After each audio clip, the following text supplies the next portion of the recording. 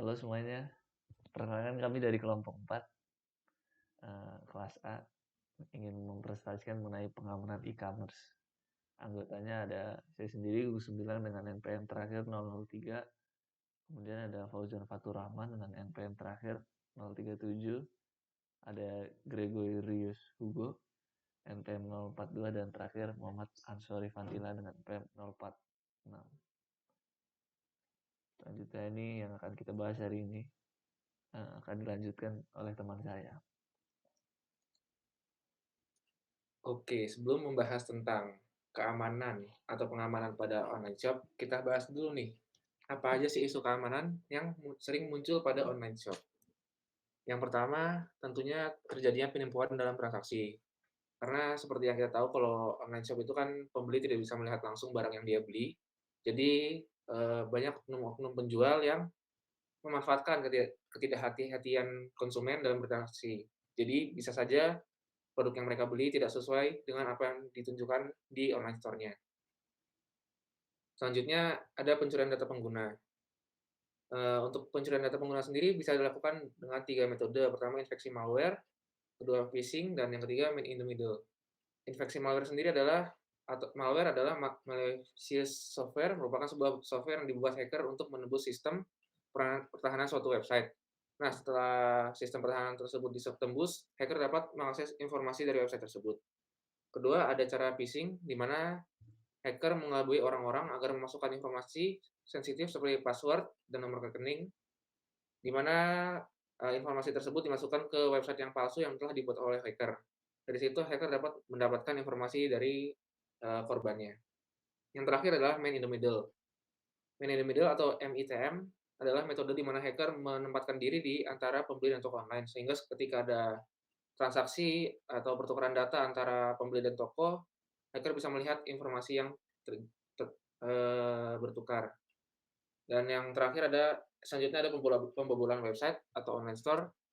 Pembobolan website dan online store bisa dilakukan dengan 2 metode, yaitu serangan brute force dan injeksi SQL. Serangan brute force sendiri adalah hacker menggunakan software tertentu untuk menebak kombinasi password website kita. Dan jika sudah berhasil menebak kombinasi password-nya, mereka akan memiliki akses penuh terhadap website atau online store yang kita miliki.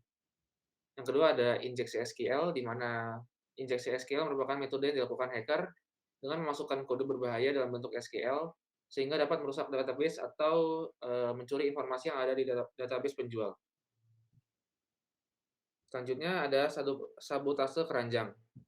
Sabotase keranjang, hacker memasukkan produk-produk penjual ke dalam keranjang secara masif, sehingga ketika pelanggan yang sebenarnya ingin beli ke penjual tersebut, produknya habis karena semua produknya sudah dimasukkan keranjang oleh hacker. Kemudian ada spam. Spam merupakan pesan yang berasal dari kotak yang kita tidak kenal. Spam sendiri bisa berupa pesan promosi dan lebih berbahayanya lagi dapat berisi link-link yang berbahaya. Bisa saja link tersebut ketika diklik, bisa mencuri informasi kita atau merusak sistem kita dan sebagainya. Untuk selanjutnya akan dilanjutkan oleh teman saya. Sistem kripto dasar. Jadi apa itu kripto dasar atau yang disebut kriptografi? Nah, kriptografi ini berasal dari Yunani yang artinya apa ini kriptos yang artinya tersembunyi atau rahasia dan graphen yang artinya menulis atau logi yang artinya ilmu. Nah, kriptografi ini merupakan sebuah keahlian dan ilmu dari cara-cara untuk komunikasi yang aman pada kehadiran di pihak ketiga. Secara umumnya, kriptografi ialah mengenai konstruksi dan menganalisis protokol komunikasi yang dapat memblokir lawan.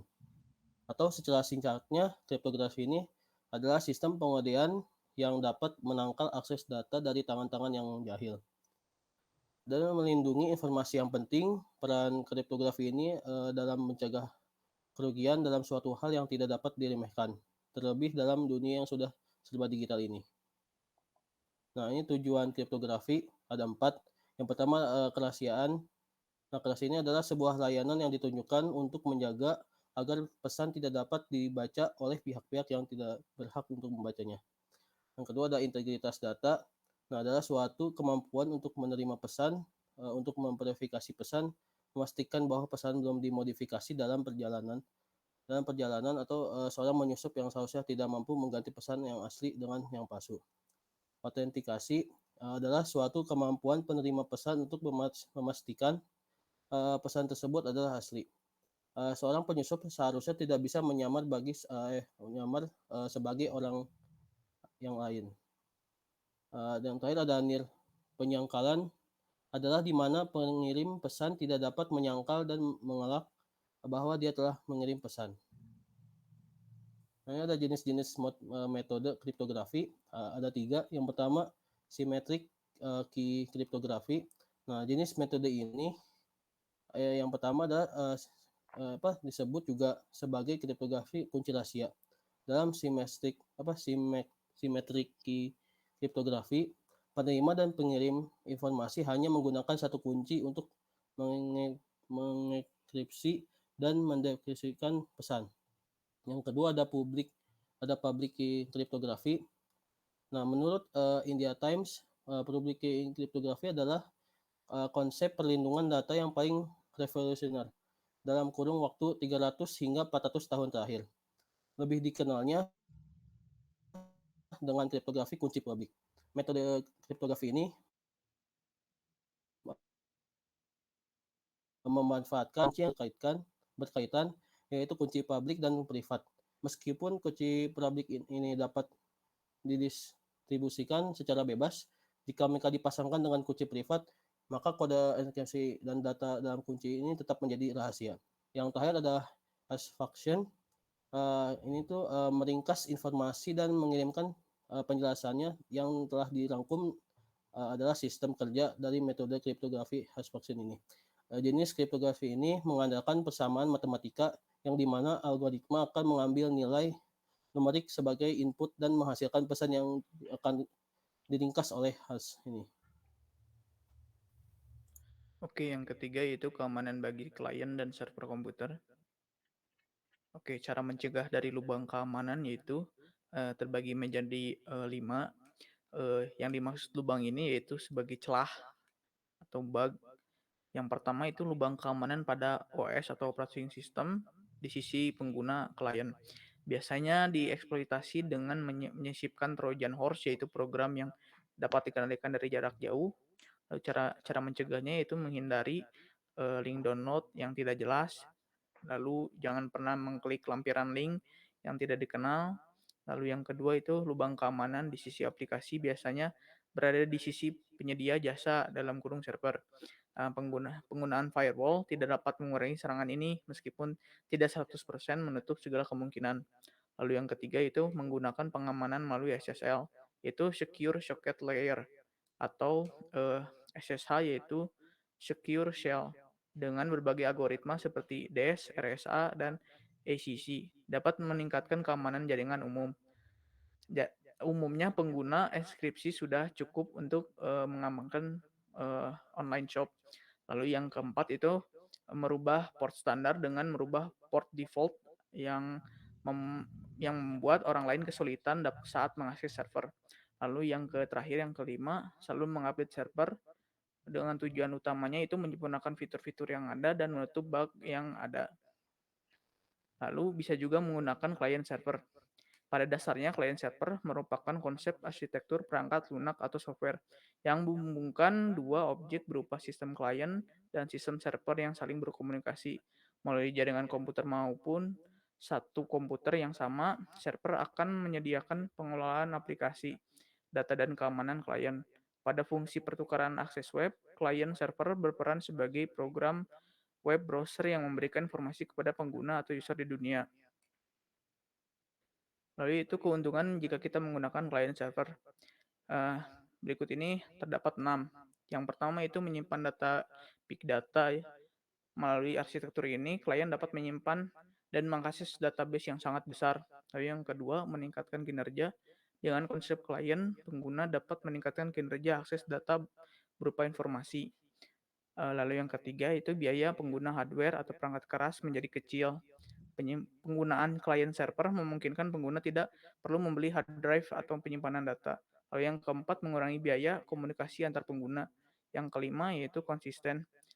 Melalui konsep database yang diberikan akan meningkatkan konsistensi data karena suatu data dapat diakses oleh beberapa user secara bersamaan. Lalu yang keenam itu server storage. Hanya server saja yang membutuhkan penyimpanan besar dengan performa yang sesuai sehingga dapat memberikan kekuatan untuk mengakses data. Selanjutnya ada mengamankan transaksi. Nah, setelah memiliki keamanan e-commerce yang tadi sebelum dijelaskan, sebuah e-commerce juga harus memiliki keamanan dalam transaksi. Maka ada 5 langkah yang harus diikuti untuk menjamin keamanan transaksi sebuah e-commerce atau website. Di antara sebagai berikut. Yang pertama adalah gunakan SSL atau Secure Socket Layer. Jadi pastikan website atau e-commerce yang mempunyai sertifikat SSL. SSL ini adalah sebuah sistem keamanan yang membuat website aman dalam pertukaran data yang terjadi melalui jaringan internet. SSL ini juga dapat meningkatkan kepercayaan pengunjung maupun calon pelanggan. Karena dengan SSL nanti website otomatis akan berubah menjadi HTTPS. S itu secure, kalau tanpa SSL itu nggak ada S-nya. Cuma HTTP. Lalu yang kedua ada pilih payment gateway yang terpercaya. Proses pembayaran yang mudah dan aman sudah tentu diinginkan oleh semua calon pembeli. Oleh karena itu, pengguna payment gateway adalah pilihan yang wajib untuk dilakukan. Dan yang terpenting adalah pilihlah layanan payment gateway yang punya kantor resmi di Indonesia. Jadi bisa lebih percayalah.